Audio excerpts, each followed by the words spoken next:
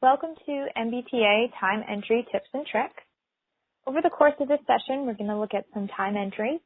We'll look at the data entry on a timesheet, different ways to view your timesheet, prior period adjustments, entering overtime, delay time, and leave time. We'll also talk about some new codes that will be coming soon. They're called Decodes. Review some time and labor rules. Talk about payable time and where you can view it and what it is. How to manage exceptions, a couple of things about delegations for time approvers, and a couple of just basic reminders.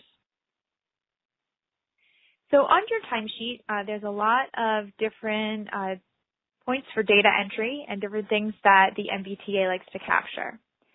So as a rule of thumb, combination codes and user fields are only used when an employee is working outside of their schedule.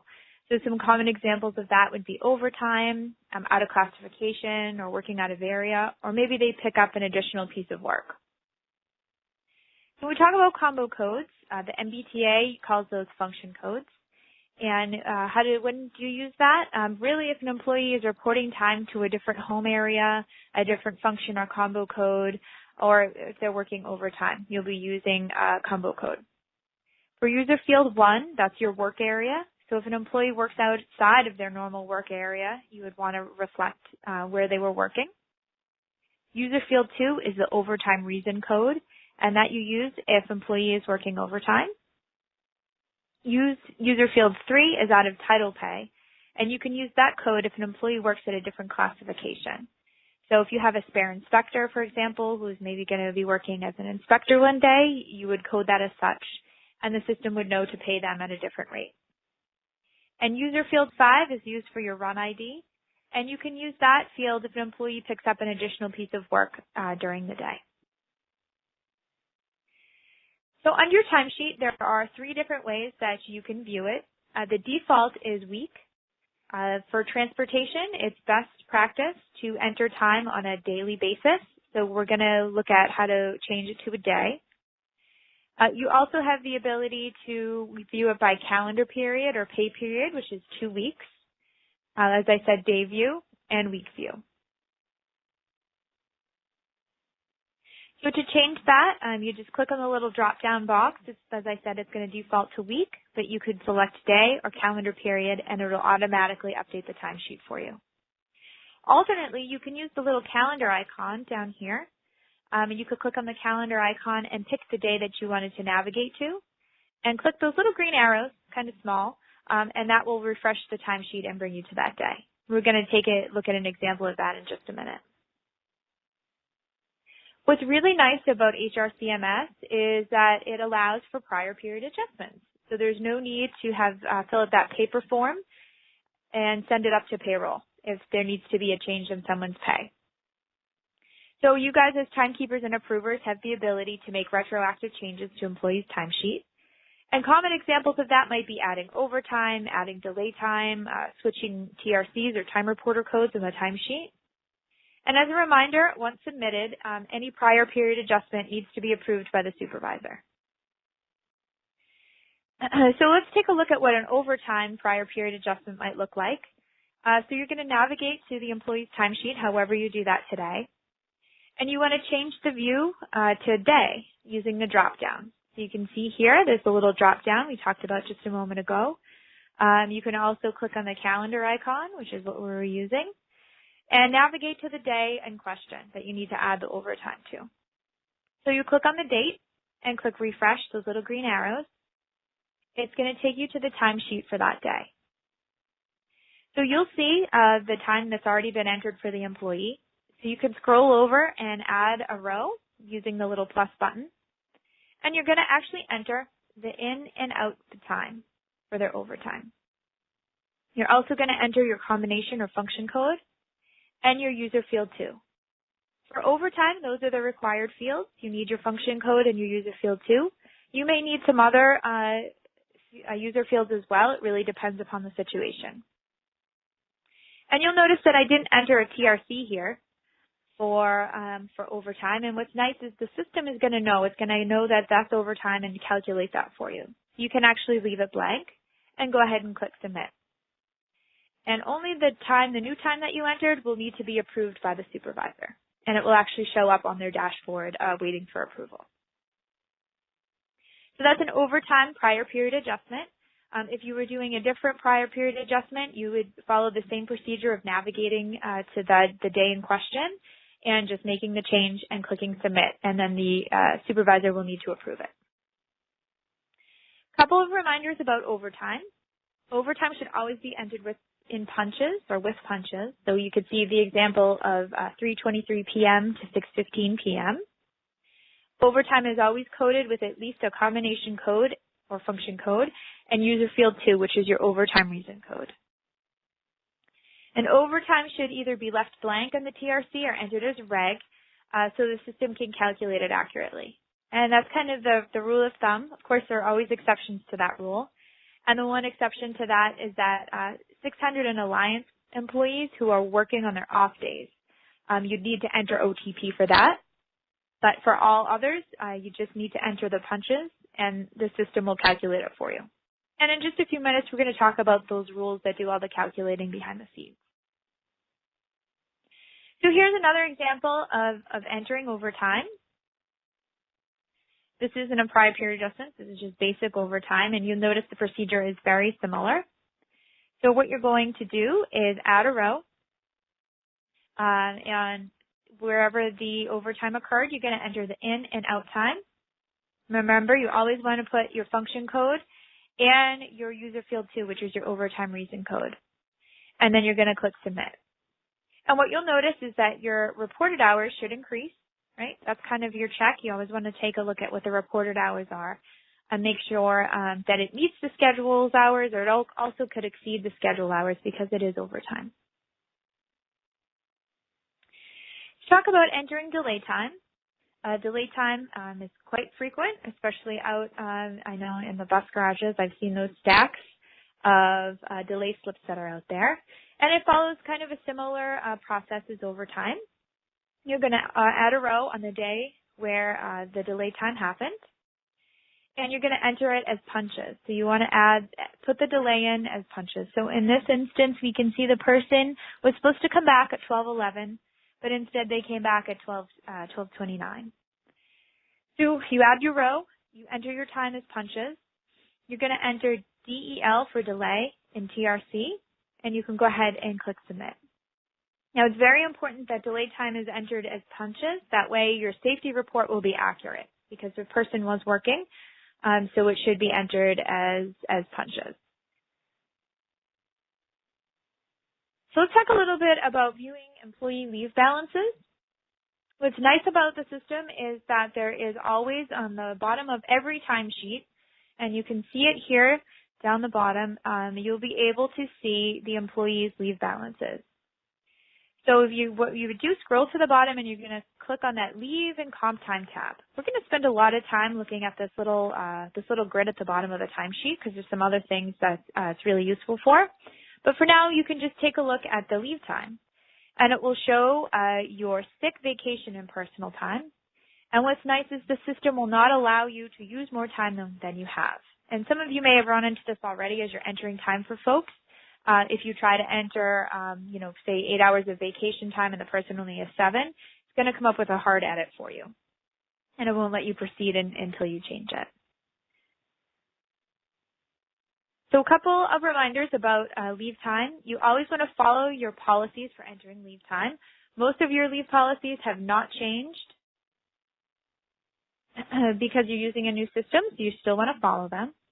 There's a wonderful document on the MBTA intranet. It's called the Frequently Used TRC Code and Crosswalk. And what it does is it takes your codes from TKS and crosswalks them over into HRCMS. So it's a really useful tool. People spent a lot of time working on it. You can also, if you have questions after you look at the crosswalk, you're still confused or things are unclear, you can always email hrabsence@mbta.com and they'll be able to answer your question about the TRC. You can also email payroll@mbta.com. They're very well versed in all the TRCs, so they'll be able to help you out as well. So let's take a look at entering a full vacation day for an employee. This is probably the most straightforward, most vanilla thing for leave that you can do. So you would navigate to the employee's timesheet as you normally do. If their schedule is already populated in that, you can remove their scheduled hours, either by clicking in to each of the cells and using the delete button. You can also scroll all the way over and use the minus button. That will clear the whole thing out for you and put in a fresh, clean row. So what you're going to do is enter your appropriate TRC here. I used VAC. There may be a different code for you guys to use. You should look on your crosswalk. And in the quantity, I put the number of hours to make that person whole. Then as soon as you click submit, what will happen is that person's vacation balance is actually going to decrease by the number of hours you entered. So if the person was to log in and take a look at their vacation balances, they'd see an accurate balance of their time.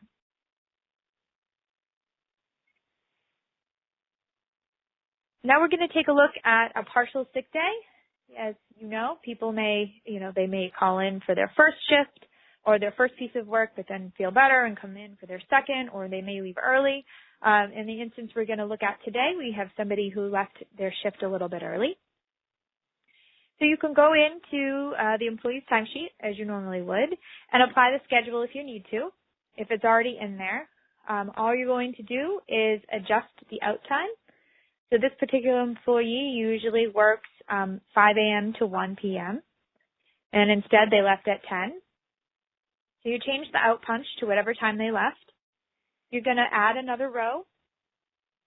You're going to put in the appropriate sick time, whatever code that is appropriate. You guys have a lot of different codes for sick time, so make sure you consult your crosswalk before you enter the time. And then you put the number of hours there. So in this instance, they left 3 hours early, so they were using 3 hours of sick time. You're going to click submit. Always click submit. And then also, just like in our vacation example, the sick time will decrease by 3 hours. All right, let's talk about entering personal time. So personal time is actually, you probably have noticed, is not going to be loaded until sometime in September. So if you're listening to this after September, you may see personal time there. So to enter personal time, if there's no personal time balance, you want to just remove the scheduled hours, and you're going to use the code SLC and then put in the number of hours that they're using for personal time. Then what is a little different is you're going to click Add Comments.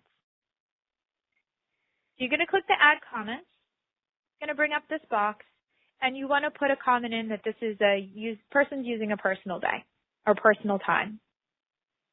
And the reason for this is because personal time isn't loaded in the system yet. So what they're going to do is track all of the people who used personal time in the comments. There's a way to query all of this, and what they'll do is go in and make adjustments as necessary. So you put in your comment, click OK, and then it will take you back to the timesheet. Just be aware that comments cannot be edited or deleted.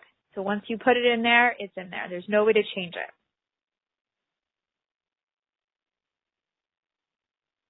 So let's talk a little bit about Decodes. Decodes are coming soon, and they're only going to be used for transportation employees.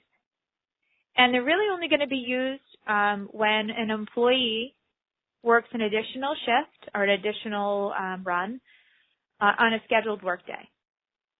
And only if that employee is usually scheduled for less than 8 hours. So it's a subset of a subset, kind of a subset. And what these B codes do are protect guaranteed hours. So you have folks who maybe work 7.5 hours in a day, but they're going to get paid for a full 8 hours.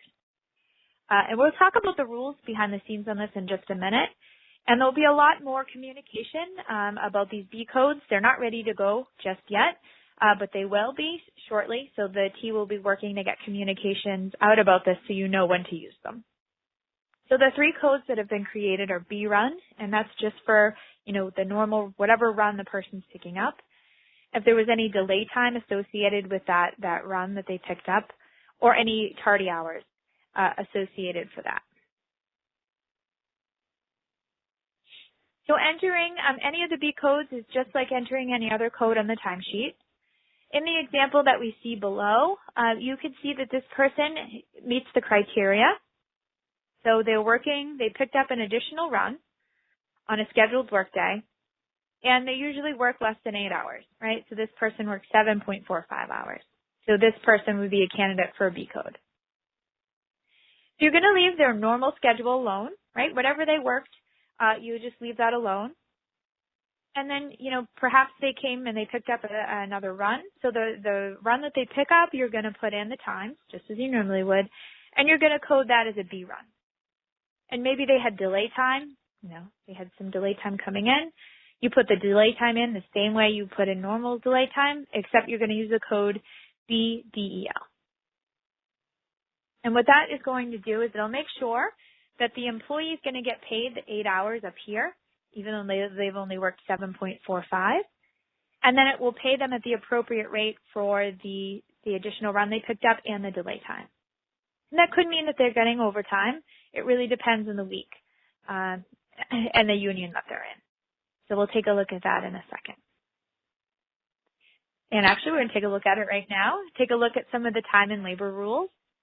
So for transportation, you can see you guys have this 589 transportation and Alliance and 600 transportation. So these are the rules that are behind the scenes that are going to make the calculations for you.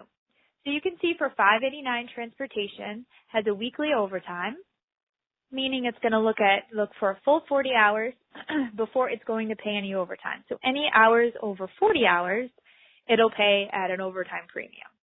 It does take into account any sick time that was taken during the week and subtracts that out. 589 also has the guaranteed hours, and the gentleman or person we just looked at in the last screen, you could remember they worked 7.45 hours in a day. So it's going to take those employees who are scheduled or scheduled to work less than 40 hours, but it's going to pay them for 40 hours, so it will make them whole. So that's for 589, transportation. For Alliance and 600, their overtime rule is a little bit different. They have a daily overtime rule, so it's anything over 8 hours. And they also have the same guaranteed hours rule. So if they are scheduled to work less than, 40 hours in a week, it's going to make them whole for the week. Okay, so now that we understand that, we're going to move on to payable time. And to really understand payable time, we need to just quickly talk about the time and attendance process. So your time and attendance process starts with a timekeeper, or you guys call bus inspector or train starter. And they go ahead and they enter the time into HRCMS. The time approver approves that time. And behind the scenes, there's a process called time administration. And that it scoops the approved time and it's going to put it in one of two buckets. It's going to either go to your payroll folks up at Ken Park Plaza. So all your overtime is actually going to go there. But the majority of time is actually going to go right to payroll processing. So that's why time approval is so important, because then it queues it up to be able to be turned into a paycheck. So what is payable time? You may have been hearing the people in the project talking a lot about payable time, and you might be wondering what it is. So payable time is created by the process called time administration. And what time administration does is it takes any approved time that's out there, it's going to look at the schedule that the employee has, and it's going to apply those rules to it. So remember, we were looking at the rules earlier, so it's going to apply the overtime rules and the guaranteed hours rule to the employee's time. Payable time is what really creates a paycheck. So it's going to take those hours, it's going to apply the rules, it's going to take their base, whatever their hourly rate is, and make that into a paycheck. What's important to know is that time administration or payable time runs only a couple times during the day. So if you go in and approve time and immediately look at the payable time tab, you're not going to see anything. You have to wait for that to run, and it runs at 7:30, 10:30, 1 p.m., and 4 p.m. So this is a friendly reminder from the payroll folks that you want to make sure all of your time is entered and approved by Monday at noon. And that reason for that is so the payroll folks have the ability to go in and approve time, and if they need to do anything, if there's any discrepancies, they can clean it up before payroll runs. And you can see in this example here, the 21st is that Monday that you need to make sure all of your stuff is in, because that week on the 25th is when people are going to get paid. So a rule of thumb is if you're in a it's Monday of a pay week, you want to make sure you do all your time entry and all your time approval before noon so that payroll has a chance to look at it before payroll processing. So how do you view payable time? Well, you're going to navigate to the employee's timesheet. And remember, we took a look at this grid earlier. We looked at the leave and comp time tab. Now we're going to take a look at the payable time tab. So you click on the payable time tab, and the default view is going to be show in detail. And this is going to show you, and it will really depend on how you're viewing your timesheet. If you're viewing it by day, it'll show you by day. It'll just show you that one day. If you're viewing it by week, it'll show you payable time for the whole week. If you're viewing it by calendar period, which is 2 weeks, it's going to show you those whole 2 weeks. So it really depends, and it can change a little bit depending on how you're viewing it. So in this first example, we're viewing it by week. So you can see it shows you the date, the time reporter code, the description of the time reporter code, the status, which I'll talk about on the next couple slides, the quantity, so 8, and the estimated gross, what the employee is going to get paid. So it will show you all that information. Up at the top, it'll also show the total estimated gross for this employee. So I know employees sometimes might come to you and ask, how much am I getting paid? If the time has been approved and payable time is run, you'll be able to look in payable time and see that. So this is one way to view it. You can also use this little by TRC and status. And what this will do is roll everything up. So it'll take all the overtime and put it on one line, all the regular time and put it on one line. And sometimes folks feel like this is a little bit of a cleaner view. I personally like this a little bit better, but it really depends on what you're looking at. So this is the same example we were looking at before. You're going to see your total estimated gross up here, and then you'll see it'll group all the TRCs together. So for delay time, you'll see one row for delay time, and it'll add up all the hours. See one row for OTP, 8 hours there, and the dollar amount, and then reg time as well. So sometimes this is a little easier view, and what we did to look at this is to click on by TRC and status. So it's just another way to view payable time. And remember, you can only view payable time after the time has been approved and time administration is run. And that only runs a couple times during the day. So you also have, any overtime, as I mentioned before, has to be approved, has a secondary approval by the payroll folks over at Tenpac Plaza. So if you ever take a look at payable time, and you'll notice this payable status column right here, you might notice some things that say needs approval. Needs approval meaning it's waiting for your payroll folks to go in and approve it. Anything that says estimated means it's waiting for payroll to run. So it's ready to go. It's sitting, waiting for the payroll processes to kick off and for a paycheck to be created. Okay, let's talk about sorting hours. And this is good for timekeepers and time approvers alike.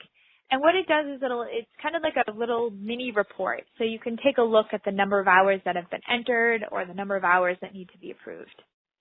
So you go to the timesheet summary, and you can bring up a time reporter group and click Get Employees. And you're probably very familiar with this grid. Down here, it's going to list the person's first and last name, their employee ID, and then it's going to give you a whole host of columns.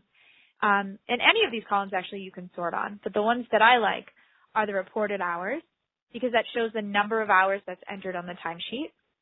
So you can click on it once, and it's going to show it to you with the most person with the most number of hours. If you click it again, it's going to show you the person with the least amount of hours first. So it'll sort it depending on how many times you click. So for you timekeepers out there, reported hours is a good thing to sort on, because you can take a look and at least make sure that people have met their scheduled hours. For you time approvers out there, I like that hours to be approved. So if you want to know, did I miss anybody? Is there any outstanding hours out there that I need to approve? You can click on the hours to be approved heading, and it will sort that for you. And then what you can do from there is actually, once it's sorted, you can click right into that first employee in the list and see their timesheet, make any approvals or adjustments as needed, and navigate to the next person on the list. So it's a really nice, quick, I think, a nice management tool for both timekeepers and time approvers. You can also sort by exceptions, which we'll talk about in a second. And you could also take a look at approved hours. If you want to see, how many hours people have been approved for it, you can sort by that as well.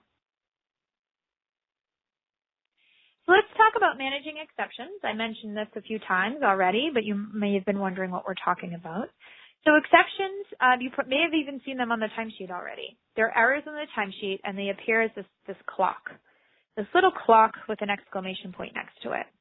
So to view what these are, there's actually another tab down on the grid we've been working on. Remember, we looked at leave time and we looked at payable time. There's also exceptions. If you click on the exception tab, it's going to give you a list of what those exceptions might be. Most exceptions are low. Still good to clean those up. If you see a high exceptions might mean that it could jeopardize someone getting paid. So you want to fix whatever the error is, or you can call your payroll staff, or email MBTA@payroll.com to make sure that gets cleaned up. So what are some common exceptions? Here's a quick grid. I'm not going to go through each and every one of these. This presentation is also available on the intranet, so you can look at it there, print it off, keep it on your desk for reference. So the most common one is actually payable hours are less than scheduled hours, and that just means that the employee's paycheck is not going to be whole. So you need to go in and add hours to the timesheet, whatever those hours are. There's also you'll see a lot of holiday hours as well. There's some errors around that. So whenever you're in a holiday week, you want to pay close attention to make sure the holiday time is entered, or whatever the employee is entitled to is what they're going to get. And what's nice is they're in plain English, so you should be able to hopefully either quickly understand what it is, or if not, you can use this grid and it will tell you how you can resolve it. Okay, just a couple of miscellaneous tips that we've picked up along the way that we wanted to share with you. So a couple of data entry tips. The system will always default to AM. So if you just type a 9 on the timesheet, it'll assume that you mean 9 AM. If you just type 12P on a timesheet, it will assume that you mean 12 PM. So instead of typing out 9:00 AM or 12:00 PM, you can just use 9 and 12P, and that'll save you a couple of keystrokes, and those do add up over time. You can also, instead of using the colon, in punch time entry, you can use the period. So instead of 8:30, 8:30, you can use 8:30. So that's nice. It'll also, and rather than hitting the shift key, that will save you a couple of keystrokes. And as soon as you hit submit, the system will convert it for you. At the beginning of the pay period, you can always apply the schedules for 2 weeks. And to do that, you would go to the view of calendar period and click apply schedule. HRCMS does allow for copy and paste, either by clicking your mouse and selecting copy or paste, or highlighting the text and using Control-C, Control-V. It's really up to you, whatever your preference is. And just a reminder, you want to refer to the TRC crosswalk for any TRC usage. And your approvers out there should be approving time daily or at least weekly. Your time approval is very important because it's what kicks off time administration, right? That time will be run through time administration and all the rules will be applied to it. And then you'll be able to see the dollars in payable time. Couple of notes about delegation. This is for time approvers only. Delegation is out there, and it really is for when a time approver is going to go out maybe on a planned vacation, or maybe they have to be on a medical leave for a period of time. You can delegate your time approval responsibilities to someone else at the T. They are date-driven, and we do advise that they should not exceed 6 months at a time. And what's nice is the system is interactive. It will notify the person you delegate to and also notify you if they accept or reject it. So here's just a quick screen that shows where you can start a delegation. They do take effect in real time. The original approver does lose the ability to approve once that time is delegated. So that's just something important to know. And who do you call if you have questions? The MBTA Payroll staff up at 10 Park Plaza has been working diligently to make sure that people get paid accurately. So their phone number is here. It's 617-222-6045. They also have an email address, payroll@mbta.com, and they'll be able to assist you. So thanks for attending today, and good luck with the system.